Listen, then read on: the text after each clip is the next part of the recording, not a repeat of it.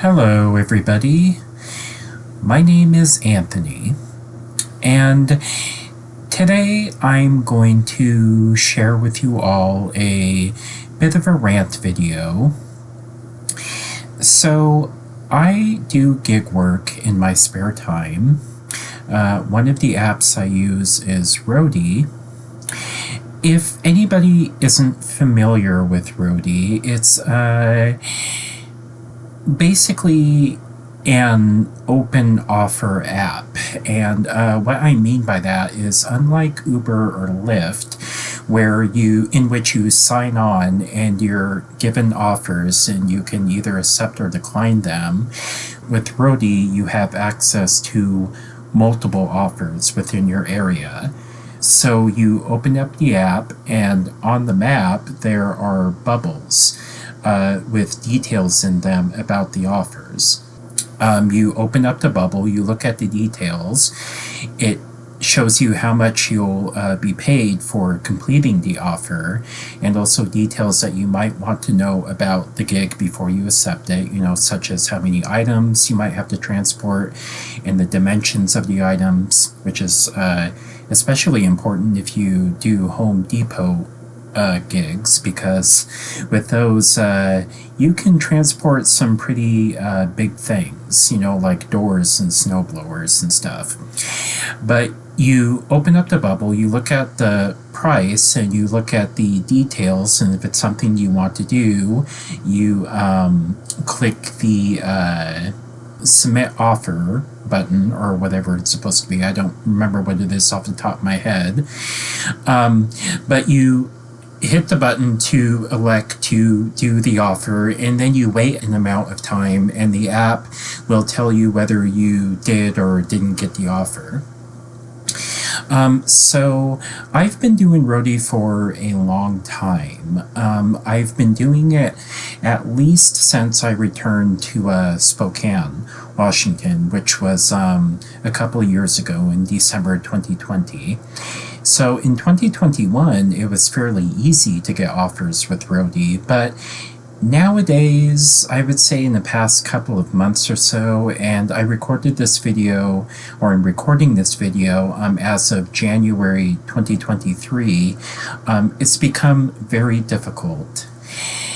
And I'm going to show you all just how difficult it's getting to get approved for any single offer on Roadie. So I'm going to play this video here, the screen capture. I'm going to play it in its entirety, uninterrupted, just so you can get the full scope of, what's happening. The video is only about 3 minutes, and then after the screen capture, I'll talk about it some more. So here we go.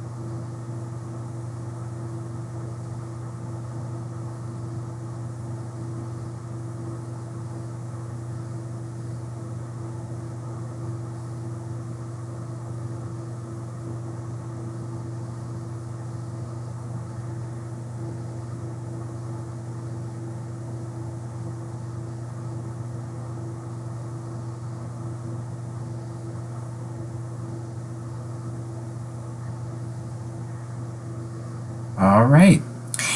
So, as you might have seen, there were two offers on the map. The one I was closest to was for Barry. Um, I was probably only about a couple of miles away from that place because I've done gigs for that sender before, and it's about a couple of miles from where I was indicated by the blue dot on the map. I was sitting at home at the time, so I was a couple of miles away from there. And you might have also seen that I have 5 stars. I have a lot of rides under my belt. And yet they declined my offer for Barry. And not only that, but you might have also seen that they included a tip almost immediately before rejecting my offer for it. And that isn't the first time. That's happened before. I believe it might have happened once or twice in the past with that particular sender. It has happened with others, such as the senders who request to have drivers deliver medicine. So they didn't give me the Barry one, and they also didn't give me the Walmart one, which was further away. But the thing about Walmart is that in the beginning, when Walmart first came to Spokane, I was getting those offers quite often. I wouldn't get every single one, but you don't get every single Roadie offer, but I was at least getting some offers. And now I don't even get Walmart offers anymore. Well, I take that back. Occasionally I do. Like the last Walmart offer I got, I think was only for like $10 to drive like a couple of miles. So out of all the Walmart offers that were on the map, they ranged from like $10 to I believe it was like $18, maybe $22. They rejected all my other Walmart offers regardless of how far away they were from me, and they gave me the stupid $10 Walmart offer that was in North Spokane, which is about 13 miles away from where I was. I was at home at the time. So they didn't give me any Spokane Valley Walmart offers. They didn't give me any of the Airway Heights Walmart offers. They gave me the North Point Walmart offer for $10. I later rejected that ride. I released myself from it because, in my opinion, my time is worth a heck of a lot more than $10, and not and $10 to drive like 13 miles. Granted, it was only a 1 mile delivery, but I would have to drive 13 miles to get up to the store and then 13 miles to go back home, which most likely would have been the case because Spokane's become so flooded with drivers, it's virtually impossible for anybody to get anything right now. So, so yeah, that's what I've been going through as a roadie driver here in Spokane, and I have the impression that a lot of people are going through it because I also am signed up to Walmart Spark. That's what that little first come first serve push notification was up there. But I get the impression that a lot of roadie drivers are dealing with it because people who are accepting the Spark offers, like smash accepting them, pretty much blindly accepting the offers without even looking at the details, those are going so fast. And I think the reason they're going so fast is because Roadie is not, or Roadie or whoever is responsible, and I'll talk more about that here shortly, is deliberately not giving drivers offers. So you saw in the video that your offer wasn't accepted. Sorry, another offer was accepted in its place. Well, I don't entirely believe that because what also has been happening is I've put in offers for like, let's say medicine deliveries for like $8, and they reject the offer. I get that little push notification saying that, sorry, another offer was selected, but the same gig, the exact same gig, is like reposted literally a minute later.